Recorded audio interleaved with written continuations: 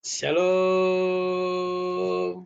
selamat malam. Saya sangat bersuka cita malam hari ini karena saya bisa bertemu dengan saudari-saudari dalam Kristus dalam program Sharing and Inspiring. Sebenarnya video ini tayang kemarin, tapi sehubungan karena biasalah di sini ada gangguan sinyal, sehingga saya reschedule malam ini ya. Malam ini kita tetap dalam acara spesial yaitu inspirasi di tengah-tengah pandemi.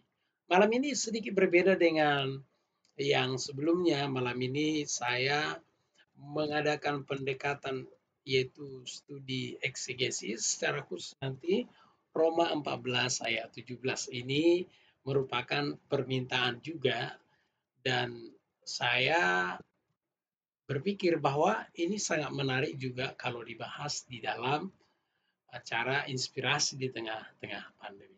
Nah, sebelum kita memulai saudara-saudara, mari kita berdoa terlebih dahulu. Bapa yang baik, dalam nama Tuhan Yesus kami bersyukur malam hari ini Tuhan melindungi kami sepanjang hari sehingga malam ini kami boleh belajar firman Tuhan bersama-sama. Demikian juga Tuhan, hamba-Mu yang mengajarkan firman-Mu, biarlah Roh Kudus yang mengurapi, yang memberikan semangat baru, yang memberikan urapan, yang menuntun, yang membimbing, bahkan memilih setiap kata-kata yang keluar dari mulut hamba-Mu. Sehingga setiap pengajaran yang keluar dari mulut hamba-Mu, sumbernya dari Tuhan saja. Demikian juga Tuhan kami yang mendengar, Roh Kudus yang menolong, biar Roh Kudus yang memimpin, sehingga kami boleh mengerti firman-Mu, dan kami bisa menjadi pelaku-pelaku firman Tuhan. Terpujilah Tuhan di segala Tuhan. Dalam nama Tuhan Yesus kami berdoa. Haleluya. Amin. Amin, saudara. Malam hari ini kita seperti yang saya katakan tadi, kita secara khusus membahas tentang kerajaan Allah. Ya, ini merupakan permintaan, dan menurut saya sekali lagi ini menarik juga dibahas di tengah-tengah pandemi. Apa sih kerajaan Allah itu? Ya. Dan kalau kita baca ayatnya Roma 14 ayat 17. Mari kita baca Roma 14 ayat 17.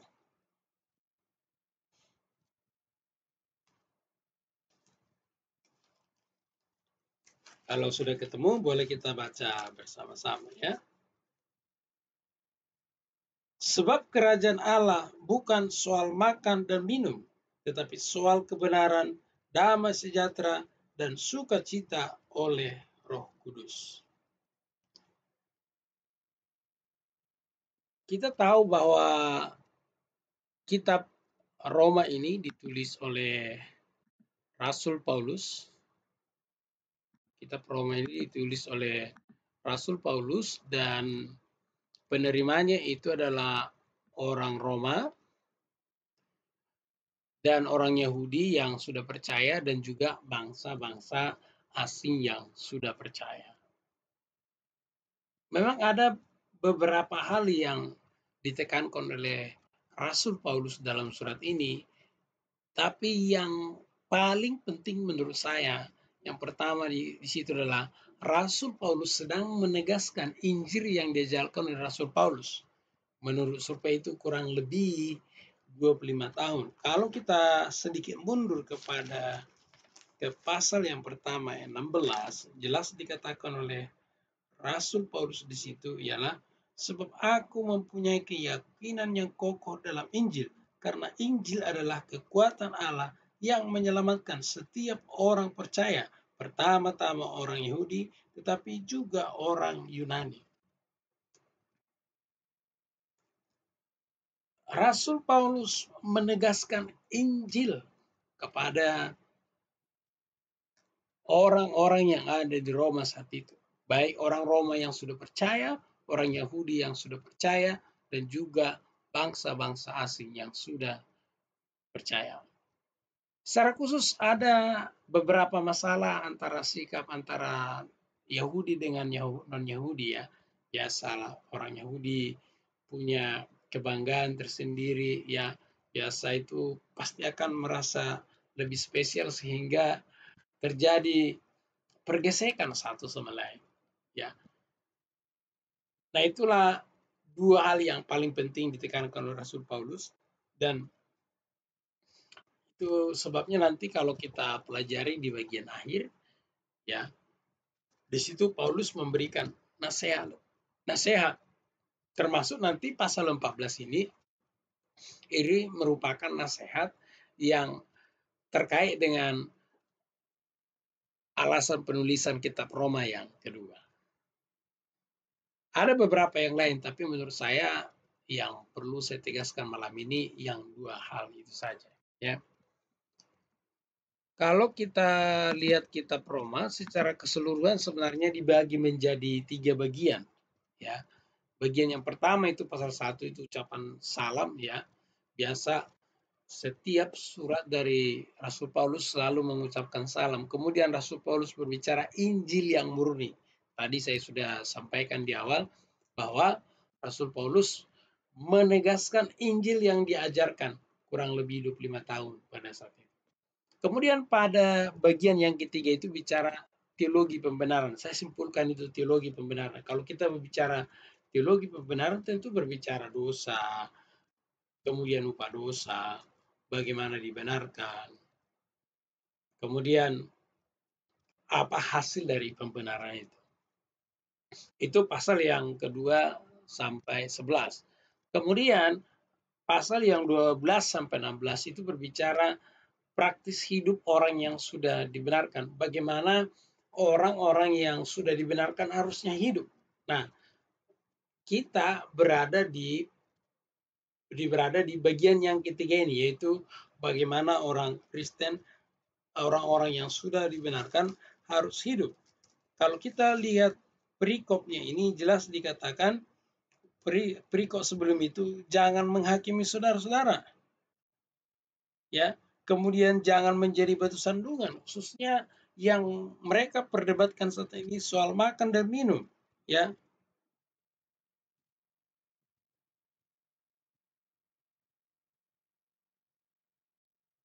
Kemudian karena mereka lagi ribut masalah apa yang harus dimakan, apa yang harus diminum, seperti yang saya bilang tadi sebelumnya bahwa di Roma itu sudah ada orang Yahudi yang percaya, kita tahu sebagai orang Yahudi mereka itu punya punya tradisi yang kuat menjaga terutama Taurat itu. Terutama juga masalah makan dan minum. Kita tahu ketika Petrus mendapat penglihatan lalu Yesus bilang makan, dia bilang nggak mungkin saya makan yang haram. Itu karena apa? Karena mereka memiliki pendirian yang kokoh terhadap Taurat itu dan mereka berpegang teguh dengan itu. Sehingga ketika mereka menjadi orang-orang Kristen, ya mereka juga masih terbawa-bawa dengan hal yang sama. Jadi di perikop ini khususnya mereka berribut soal makanan. Ya, kita lihat di ayat 14 ya. Kita mulai dari 13 saja ya. Karena itu janganlah kita saling menghakimi lagi, tetapi lebih baik kamu menganut pandangan ini. Jangan kita membuat saudara kita jatuh atau tersandung. Aku tahu dan yakin dalam Tuhan Yesus bahwa tidak ada sesuatu yang najis dalam dirinya sendiri. Hanya bagi orang yang beranggapan bahwa sesuatu yang najis bagi orang itu adalah sesuatu yang najis. Sebab jika kamu menyakiti saudaramu oleh karena sesuatu yang kau makan, maka engkau tidak dapat lagi menurut tuntutan kasih. Janganlah engkau membinasakan saudaramu oleh karena makananmu, karena Kristus telah mati untuk dia. Apa yang baik yang kamu miliki, janganlah kamu biarkan difitnah. Rasul Paulus berkata, karena memang pada saat itu, ya terutama orang-orang Yahudi, mereka sangat konsisten dengan apa yang harus dimakan, makanan yang halal, makanan yang haram, sehingga seringkali ini menjadi permasalahan ketika ada di jemaat. Ya, terutama bagi bangsa-bangsa asing yang mungkin tidak terlalu menekankan haram dan halal. Rasul Paulus bilang, kalau itu menjadi sandungan, jangan dimakan. Ya, Jangan karena kita jadi sandungan lalu orang mengundurkan diri dari Tuhan. Di sini katakan jangan sampai ia binasa. Nah, pada ayat 17 dikatakan, sebab kerajaan Allah bukan soal makan dan minum, tetapi soal kebenaran dan damai sejahtera dan sukacita oleh Roh Kudus. Karena kita ini pendekatannya studi eksegesis, maka kita coba parsing dulu ya. Ini adalah software saya, ini software Logos, dan keuntungannya dia sudah parsing sendiri, jadi kita tidak perlu secara manual ya, jadi tinggal menggunakan saja. Yaitu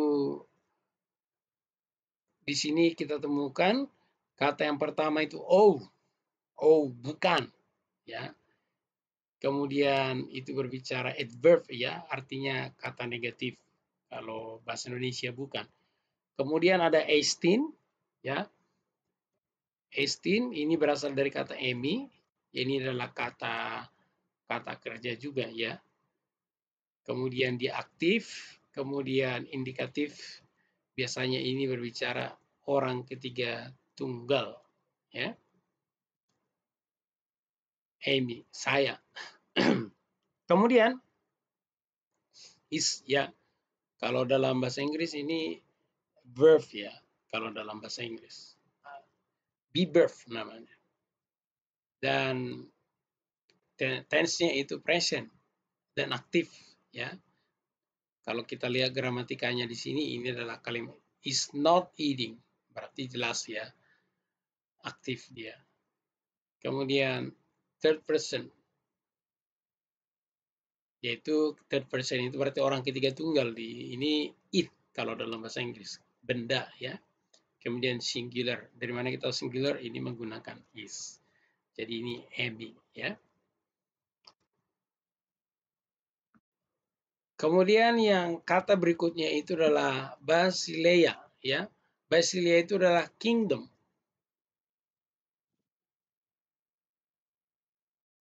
Basileia ini memiliki beberapa pengertian, tapi nanti kita akan bahas ya. Ini adalah nominatif, kemudian dia singular ya. Dari mana kita singular, di sini jelas juga ya. Kingdom, nggak pakai S dalam bahasa Inggris. Memang sangat menolong. Kemudian sifatnya feminin. Nanti kita akan dalami ini juga. Kemudian ada theos. Ya, dia sifatnya genetif singular maskulin. Ya, kata theos ini digunakan maskulin. Ya. Kemudian di sini brosis. Ya, brosis itu makanan. Ya, pastinya dia noun. Ya, nominatif singular feminin. Ya, memang kalau dalam bahasa Yunani ada tiga ya, ada feminin, neuter, kemudian ada maskulin. Nah, kalau theos di sini maskulin, ya, berarti ini bisa mengacu kepada Bapa. Kemudian posis, ya, minuman, sama dia tetap dia feminin, singular, dan noun juga. Kemudian ada diakosune, ya diakosune adalah kebenaran, righteousness. Ya ini adalah kata benda juga, kemudian nominatif, singular, dan feminin. Kemudian kata berikutnya itu eirene. Eirene itu dia kata benda, sifatnya nominatif, dan singular, dan feminin juga. Nanti kita akan dalami kata ini. Kemudian kara, ya kara juga adalah noun, dan nominatif, dan singular, dan sifatnya selalu feminin. Ya. Kemudian nanti kita lihat di sini. Kemudian neuma itu roh, ya, neuma atau roh, yaitu neuter dia, ya, neuter, dia tidak berjenis kelamin, dia tidak maskulin atau netral dia. Kemudian di sini hagios, kudus, ya, ini datif singular neuter. Ini adalah terjemahan daripada Roh Kudus. Jadi Roh Kudus itu dia adalah neuter. Jadi di sini kalau Anda perhatikan ini sama-sama neuter. Nah, dari parsing ini saya sudah membuat terjemahan saya sendiri. Terjemahan saya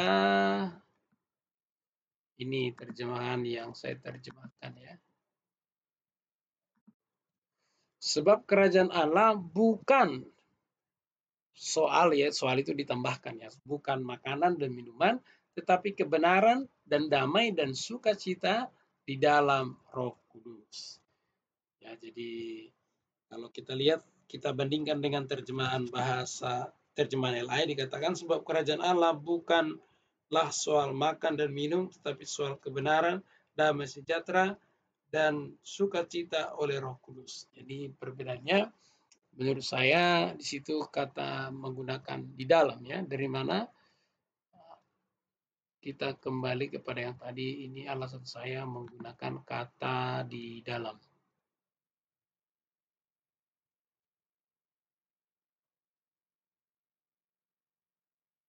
Kalau saudara perhatikan terjemahan bahasa Inggrisnya di sini dia menggunakan in ya.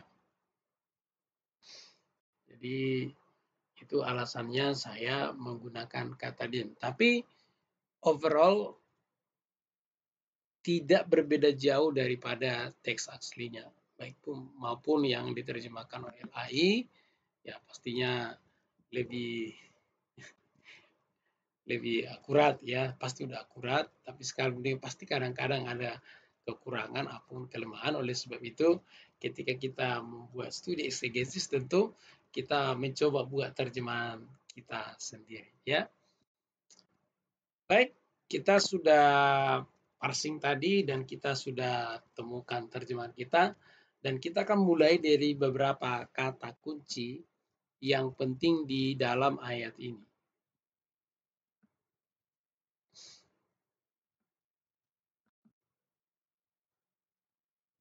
Yang pertama tadi Basileia ya. Kalau kita berbicara Basileia, itu berbicara kerajaan, itu berbicara kedaulatan. Kalau dalam bahasa Inggris kerajaan yang di sini maksudnya kingship ya. Bukan kingdom. Kemudian ada kekuasaan, kemudian ada pemerintahan. Nah, kenapa saya langsung terjemahkan langsung kerajaan Allah dan kedaulatan Allah? Karena ini berbicara tentang, konteksnya langsung berbicara tentang kerajaan Allah. Jadi, kerajaan Allah itu berbicara yang pertama Allah sebagai raja, kemudian Allah yang berdaulat, kemudian Allah yang berkuasa, kemudian juga pemerintahan Allah di bumi dan di hati manusia. Nah, ini juga termasuk juga kerajaan dalam arti konkret. Dalam arti konkret misalnya kerajaan-kerajaan yang ada di bumi. Kenapa? Kita tahu bahwa Allah adalah raja di segala raja, maka dia berdaulat atas segalanya. Termasuk atas kerajaan yang ada di bumi, Allah berdaulat. Jadi kalau kita berbicara kerajaan Allah, berarti kita Allah berdaulat di bumi ini, Allah berdaulat di hati kita. Allah yang berkuasa di bumi ini, Allah yang berkuasa dalam hidup kita. Kemudian Allah yang memerintah atas alam semesta, kemudian Allah yang memerintah hati kita. Jadi kalau kita berbicara pemerintahan Allah, maka Allah lah sebagai raja kita, kita sebagai warganya. Maka sebagai warga, kita tentu harus mengikuti aturan-aturan yang ada di dalam kerajaan Allah itu. Tetapi faktanya dari awal Adam dan Hawa sudah gagal. Kita pun seringkali gagal untuk memenuhi tuntutan-tuntutan pemerintahan Allah. Jadi saudara, ketika berbicara kerajaan Allah di sini, ini berbicara pemerintahan Allah. Allah memerintah atas bumi ini, Allah berdaulat atas bumi ini, Allah yang berkuasa atas bumi. Demikian juga Allah yang berdaulat dalam hidup kita, Allah yang berkuasa atas hidup kita, kemudian Allah yang memerintah hidup kita. Jadi kalau kita berbicara Basileia, jangan selalu berpikir bahwa oh ya nanti kerajaan Allah itu nanti mungkin setelah 1000 tahun atau di masa kekekalan. Tidak. Sekarang pun Allah memerintah di alam semesta ini. Allah mengendalikan segala sesuatu. Tidak ada satupun terjadi di bawah bumi tanpa sepengetahuan dan seizin Allah. Demikian juga di dalam hidup kita. Kita izinkan Tuhan yang berdaulat atas hidup kita. Kita izinkan Tuhan yang memerintah atas hidup kita. Dan kita mengikuti perintah-perintah. Dan menjauhi larangan-larangan dari setiap firman Tuhan. Nah, karena ini berbicara pemerintahan tentu ada namanya aturan-aturan. Ada hukum-hukum yang harus kita ikuti. Kalau kita tentu berbicara kerajaan Allah ya aturan atau hukum Allah yang perlu kita jalani yaitu firman Tuhan. Disinilah kita menemukan hukum dan aturan Allah bagaimana kita sebagai warga kerajaan Allah yang hidup di bawah pemerintahan Allah hidup sesuai dengan kehendak Allah. Tapi seperti yang saya katakan sebelumnya bahwa kita ini sudah diperanakkan dalam dosa. Kita ini diperhitungkan, kita ini berdosa. Ya, sekalipun kita tidak diajari berdosa, kita tahu bagaimana berdosa. Tidak ada yang les secara otomatis. Kita akan belajar dengan sendirinya. Karena kita sudah berdosa, maka di dalam Roma 3 dikatakan, Roma 3:23 saya bacakan. Karena semua orang telah berbuat dosa dan telah kemuliaan Allah. Kita semua sudah berbuat dosa. Kita semua layak dihakimi. Kita semua layak dihukum. Kita layak semua dibinasakan. Tidak ada usaha kita. Tidak ada yang bisa kita lakukan untuk bisa membenarkan diri kita sendiri. Kalau kita perhatikan dari perjanjian lama, Tuhan sudah memberikan bagaimana mereka harus menyelesaikan dosa, walaupun itu nanti menjadi tipologi kepada Yesus Kristus. Seringkali mereka gagal. Mereka hanya melakukan tradisi-tradisi saja, bahkan seperti renungan yang kemarin pagi saya sempat singgung. Mereka memuliakan Tuhan dengan mulut, tapi hatinya jauh dari Tuhan. Tuhan tidak butuh sekadar kata-kata kita, tapi Tuhan butuh hati. Faktanya, kita gagal, kita berdosa, kita tidak bisa menyelamatkan diri kita sendiri, dan kita pun tidak bisa menghapus dosa sendiri. Tidak ada solusinya. Itu sebabnya dikatakan di Yohanes 3:16, karena begitu besar kasih Allah dengan dunia ini, sehingga ia mengaruniakan anaknya yang tunggal, supaya setiap orang yang percaya kepadanya tidak binasa, melainkan beroleh hidup yang kekal. Jadi, karena kita sudah tidak bisa menyelesaikan dosa kita. Kita tidak bisa menyelesaikan dosa kita dengan apapun. Kita tidak bisa menyelesaikan dosa kita dengan cara kita sendiri. Maka harus cara Tuhan sendiri. Karena kita bersalah kepada Tuhan, maka Tuhan sendiri yang turun tangan untuk menyelesaikan dosa kita. Yaitu dengan mengutus anaknya Yesus Kristus. Yesus Kristus hidup taat selama hidupnya. Kemudian dia bahkan taat sampai mati. Dan puji Tuhan saudara, dia tidak hanya mati, dia bangkit pada hari yang ketiga. Kalau seandainya dia tidak bangkit, maka saudara dan saya, iman saya dan saudara, semuanya sia-sia.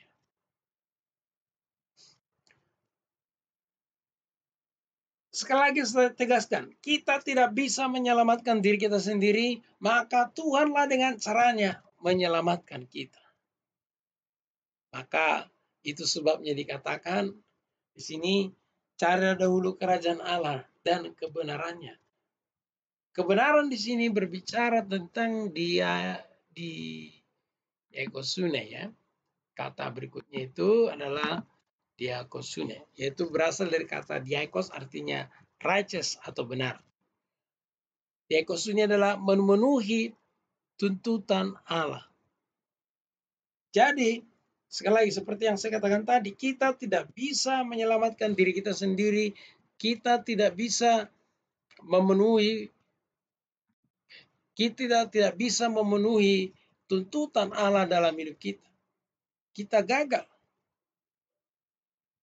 Tapi oleh karena kasih-Nya, ya, Yesus Kristus mau berkorban untuk kita, sehingga kita dideklarasikan secara kudus, secara yuridis maksud saya, bahwa kita tidak bersalah. Kita dideklarasikan memenuhi tuntutan hukum Allah. Artinya apa?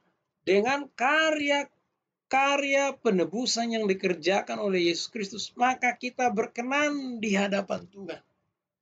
Yang tadinya kita bermusuhan, yang tadinya kita jauh dari Tuhan, kita diperdamaikan.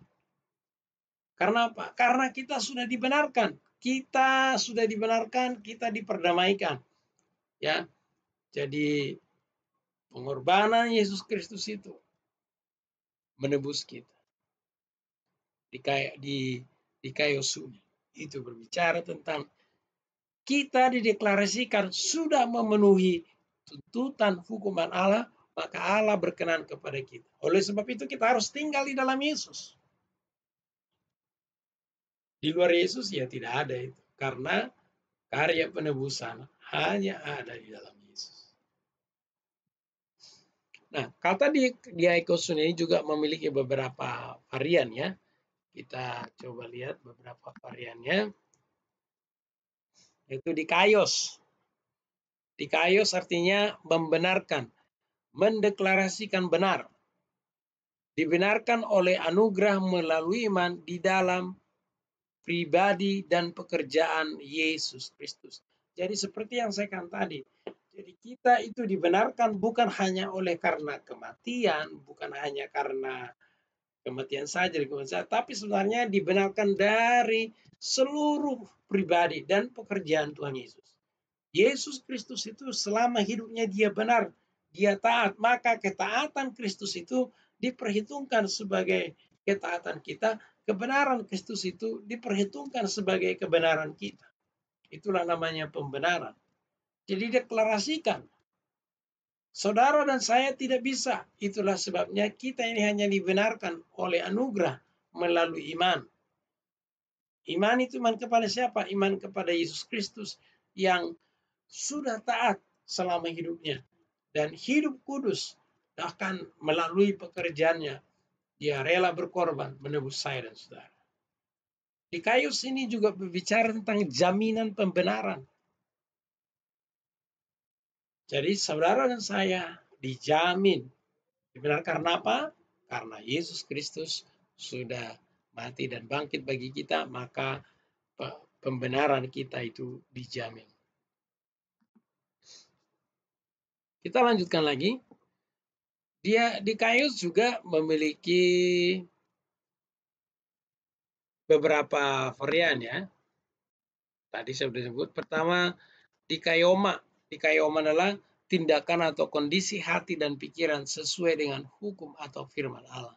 Jadi kalau dikayoma itu berbicara tentang tindakan kita, kondisi kita itu selaras dengan firman Tuhan, sesuai dengan firman Tuhan, sesuai dengan hukum Allah.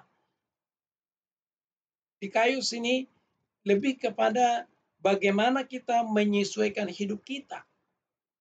Kita sebagai orang yang sudah dibenarkan, maka tindakan kita itu harus menunjukkan bahwa kita itu adalah orang-orang yang sudah dibenarkan. Kemudian dikaios artinya benar, adil, tanpa celah. Ya. Sekali lagi karena kita tidak mungkin tanpa celah. Jadi yang diperhitungkan oleh Bapa sebenarnya adalah yaitu ketaatan dan pengorbanan Yesus Kristus. Nah, selanjutnya kita tinggal mempraktekkan itu. Karena apa? Karena firman Tuhan sudah berkata, kuduslah kamu, sebab Bapamu kudus. Kemudian yang terakhir yaitu dikaiosis, ini deklarasi pembenaran oleh Allah berdasarkan pekerjaan penebusan yang sempurna oleh Yesus Kristus. Jadi dikaiosis ini menunjukkan bahwa Allah mendeklarasikan bahwa kita semuanya benar oleh karena penebusan Kristus yang sempurna. Jadi kita sudah ditebus secara sempurna, oleh sebab itu kita dibenarkan. Jadi ketika berkata carilah dahulu kerajaan Allah, maka dikatakan kerajaan Allah bukan soal makan tapi itu soal pembenaran. Ya ini, kita harus benar hubungan kita dengan Allah karena kita sudah berdosa kepada Allah.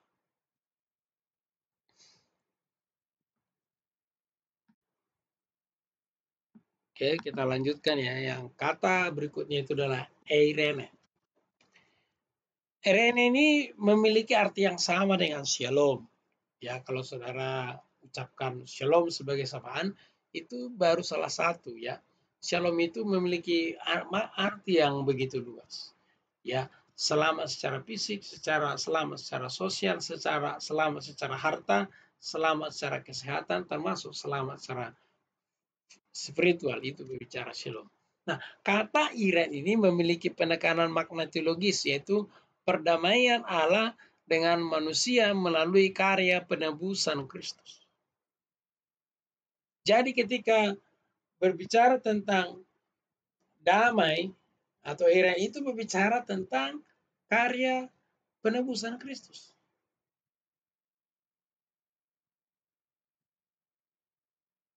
Kemudian damai sejahtera ini karena sudah diperdamaikan dengan Allah. Ini yang poin penting yang perlu ditegaskan di sini ya. Kenapa? Kita bisa merasakan damai. Karena apa? Karena kita sudah diperdamaikan dengan Allah. Yesus Kristus memperdamaikan kita. Sehingga ketika kita berdamai dengan Allah, maka kita bisa merasa damai di sini. Kita tentu perlu berdamai. Berdamai dengan Allah terlebih dahulu. Seperti yang sering dikatakan, berdamai dengan sesama, berdamai dengan diri sendiri. Supaya ada damai sejahtera di sini. Kalau Anda tidak berdamai dengan diri sendiri, Anda yang rugi. Ya, karena apa? Anda tidak bisa merasakan damai. Maka saudara-saudara, kita perlu berdamai terlebih dahulu dengan Allah, berdamai dengan sesama, berdamai dengan diri sendiri. Sehingga kita bisa merasakan damai sejahtera. Kemudian kata berikutnya yang perlu kita bahas yaitu kara. Ya. Kara ini adalah sukacita. Sukacita ini perasaan yang senang yang timbul dari dalam keluar. Sukacita ini sangat dipengaruhi hubungan kita dengan Roh Kudus. Jadi semakin kita akrab dengan Roh Kudus, semakin kita menyadari keberadaan kehadiran Roh Kudus dalam setiap hidup kita, maka kita bisa akrab dan kita bisa bersuka cita di dalam segala keadaan. Karena apa? Jelas dikatakan lihat ini. Saya bacakan kembali. Sebab kerajaan Allah bukan soal makan dan minum, tapi soal kebenaran, damai sejahtera dan sukacita oleh Roh Kudus. Jadi ada sukacita. Apa yang dimaksud oleh Rasul Paulus di sini? Jangan ribut soal makanan, jangan ribut soal minuman. Jangan itu diributin. Karena apa? Itu menjadi sandungan, apalagi bisa menghakimi satu sama lain. Rasul Paulus berkata intinya adalah yaitu adalah kebenaran, sukacita, dan damai sejahtera. Kebenaran, damai sejahtera, dan sukacita maksud saya. Nah, yang utama itu kalau kita sudah dibenarkan, bagaimana kita hidup sebagai orang benar? Itu yang ditekankan oleh Rasul Paulus di sini. Kalau kita berbicara kerajaan Allah, maka saya dan saudara menerapkan kehidupan kita ini sebagai orang benar. Karena kita sudah dibenarkan, maka kita bertindak sebagai orang benar. Ingat tadi berbicara tentang Allah yang memerintah hidup kita, maka kita harus mengikuti perintah Allah.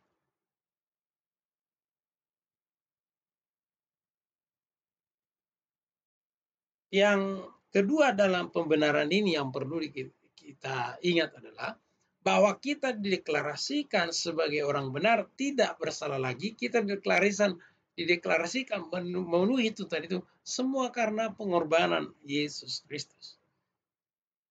Seandainya Yesus Kristus tidak pernah berkorban, maka saudara dan saya hidupnya sia-sia.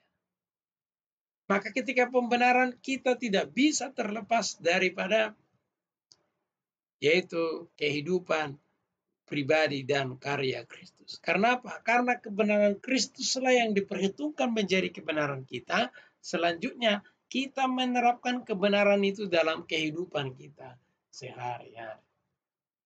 Yang kedua tadi berbicara tentang yaitu sukacita. Terbalik ya. Itu berbicara tentang damai sejahtera.